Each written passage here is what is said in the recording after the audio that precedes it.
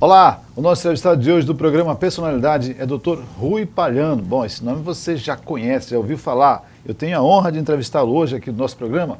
Doutor, em primeiro lugar, um prazer e uma honra recebê-lo novamente aqui no nosso programa. Meu querido amigo, você não sabe a alegria, eu estou muito satisfeito em ter sido convidado, a honra é minha. E dizer que sendo entrevistado por uma personalidade como a sua realmente é encantador. A personalidade aqui é o senhor, viu? É o senhor que entende muito.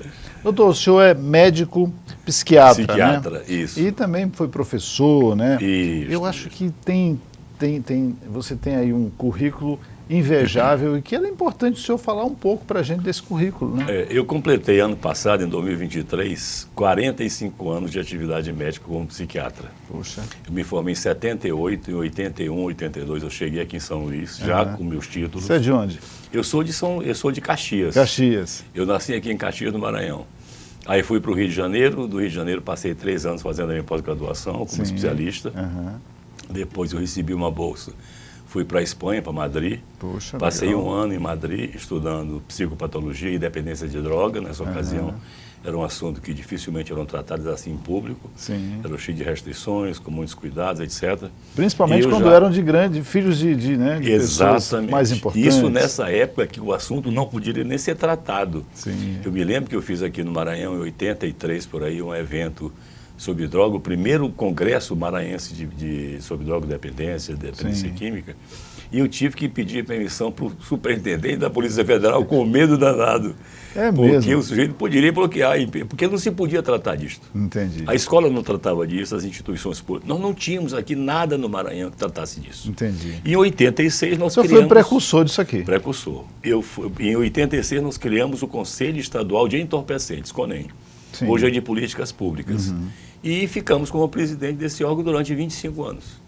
Então, todas as atividades relacionadas à prevenção, assistência, tratamento de dependente de droga, começou nessa época, que não tínhamos nada, absolutamente nada. Nem a vigilância sanitária da Secretaria de Saúde tratava disso. Sabia do que se tratava. Não sabia. Verdade. Agora, existe né, as questões que às vezes, a gente precisa pontuar, né? O que é psiquiatria e o que é, no caso, o médico psiquiatra e o médico que ele é assim, você vai lá no psicólogo. Isso. Ah, você está louco? Né? Aquela brincadeira. É verdade. Mas é assim, qual a diferença entre psicólogo e psiquiatra?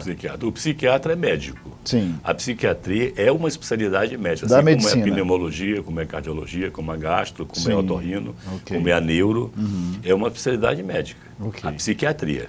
É feito medicina e vai se especializar. E vai se especializar. O psicólogo é um curso à parte. Sim. Você faz um curso de psicologia, Sim. que é institucional, instituído há muitos anos no Brasil. Você opta por ser psicólogo. Não tem esse cunho de medicina, de médico? Não. Não pode, inclusive, nem receitar? Não, de forma alguma. Isso é uma drogas, prerrogativa né? médica. Sim. Por quê? Porque o médico, além da formação médica, garante todo o conhecimento de psicofarmacologia, por exemplo, que é uma área que detém esse conhecimento da prescrição de psicofármacos para tratar doentes mentais e outras condições de saúde mental, etc. Ok. Dito, explicado, né, para você de casa entender um pouquinho mais dessa diferença, né, de psicologia para psiquiatria, é muito importante.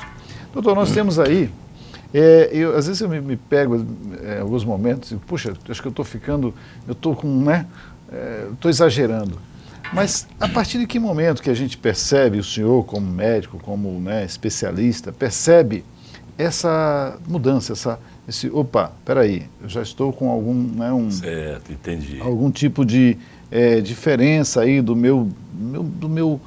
minha normalidade, né? Se é que se pode falar que as pessoas são normais, né? Que todo mundo tem um pouco é diferente realmente. Mas quando é que diz assim, olha, preciso consultar um psiquiatra?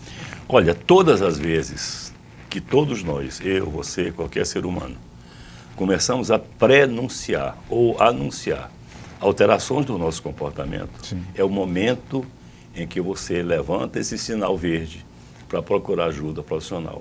Por exemplo, um rompante no dia a dia. Eu começo a não dormir.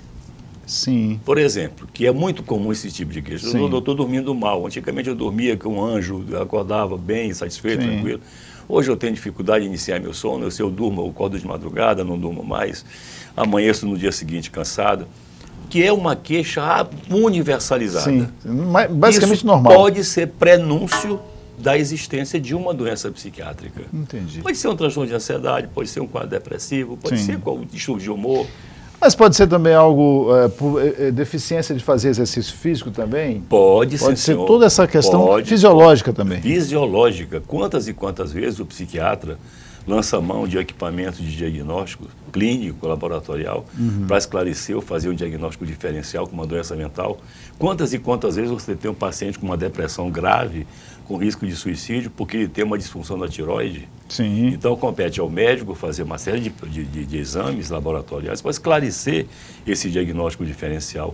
Quantas e quantas vezes você tem, por exemplo, depois de uma crise depressiva severa, com risco de suicídio, sair da crise com câncer estabelecido em razão da doença mental. Sim, sim. Então, essas interligações entre somático, psíquico, o corpo, a mente, o cérebro e os demais sistemas, ele hoje é objeto da neurociência, que é uma das áreas do conhecimento médico mais eminentes, mais proeminentes que tem na face da Terra. E em voga hoje, né? Tá muito... Em voga, muito em voga, muito em voga. Aliás, eu te diria assim, sem medo de errar, que esse conhecimento é vital, não só para a formação do médico, quanto a formação do especialista. Entendi. O psiquiatra hoje, que não tem essa informação, que não detém essa formação de neurociência, ele está perdendo terreno.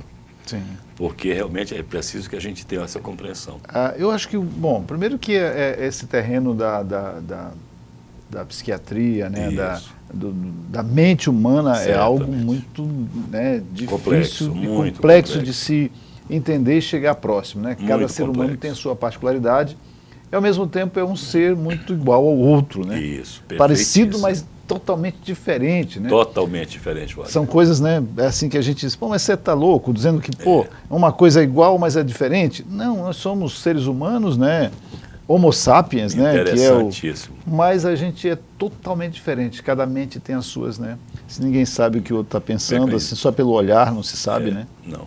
Aproveitando esse comentário que eu achei super importante, é que se você tiver 100 pessoas com diagnóstico de depressão, você pode selar o diagnóstico de depressão, porque hoje tem critério de diagnóstico para 100 pessoas com depressão. Mas todas seriam 100 quadros de depressão personalizados. Distintos um do outro.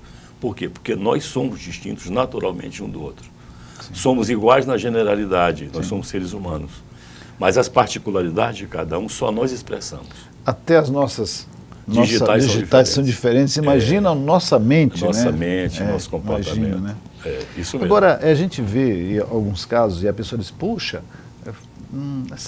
esse jovem se suicidou, poxa, ontem estava aqui com todo mundo sorrindo, brincando, tal. E aí dizem, poxa, o que aconteceu? Isso não é algo que aconteceu de uma hora para outra, não, né? O suicídio tem uma historicidade.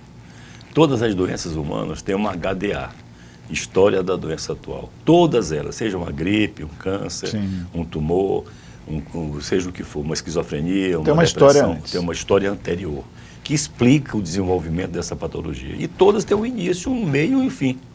O suicídio não tem um câncer hoje e começa hoje mesmo a morrer de câncer. Não. Ela tem uma história de câncer que nesse sujeito. O sujeito começa a desenvolver um quadro depressivo que resulte no suicídio, ele não começou hoje a ter essa doença. Ele tem uma historicidade dessa doença e que possa ter deflagrado a conduta suicida, etc. Então, o que acontece? Compete ao médico descobrir esse enredo, essa historiografia da doença mental, para que ele possa se assenhorar de um diagnóstico e tratá-la. Um desafio para você aqui. Como é que se descobre isso numa conversa, por exemplo, a pessoa vai lá e diz, não, doutor, não tem problema nenhum. Mas aí como é que é? Eu vou lá numa consulta. Uma consulta. Né, e você diz, cara, esse cara tem algum problema. Olha, vem aqui mais vezes, a gente precisa conversar sobre isso. Dá para perceber isso ou não tem nada a ver uma coisa com a outra? Dá para perceber se você tiver experiência. Por exemplo, eu tenho 45 anos como psiquiatra. Então, não é à toa que eu estou vivendo isso 45 anos, o dia todo e às vezes todo dia.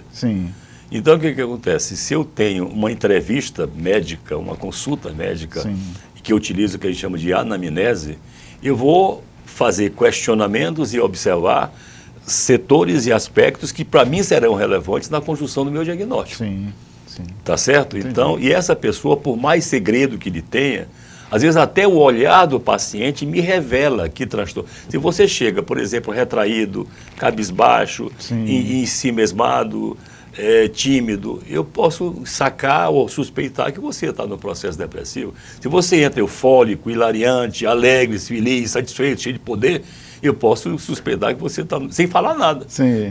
Eu posso suspeitar que você está no quadro maníaco. Sim. Entende? Então tem toda essa... Tem toda essa leitura corporal da sua expressão que o psiquiatra tem que lançar. Vou ter cuidado, vou ter até cuidado aqui, viu?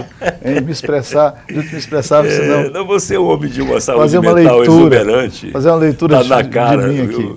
Tá no vamos semblante. fazer, obrigado. Nós vamos fazer um intervalinho na volta, vamos voltar a conversar aqui com o Dr. Rui Palhano, né, que é psiquiatra, é um homem experiente aí, falar sobre os assuntos. Por exemplo, né, no dia a dia, você de casa usa muito o celular? Não, mas está usando demais. Seu filho, olha, alerta aí, tá? Daqui a pouquinho falar sobre isso aqui com o Dr. Rui Palhano. Já, já.